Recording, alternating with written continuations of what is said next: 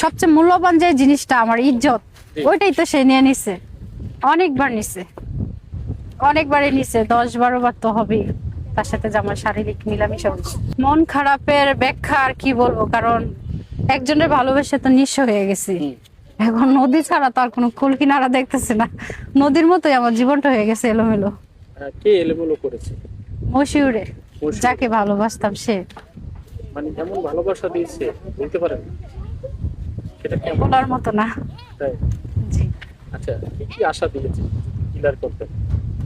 কি আশা দিয়েছিল, বলছিল বিয়ে করব, আমাকে নিয়ে সংসার করব, আমাকে সে অনেক সুন্দর একটা জীবন দিতে চাইছিল।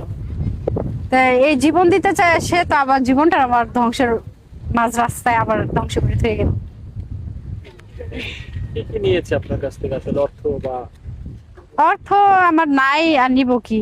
এমনি অর্থ বলতে, ও যদি মাঝে মাঝে কোনো বিপদে পড়তো তাহলে 2-3 হাজার টাকা করে এরকম করে হেল্প নিত আমার কাছ থেকে। এইভাবে মনে করেন 40,000 টাকার মতো তার কাছে আমার আদান প্রদান হয়।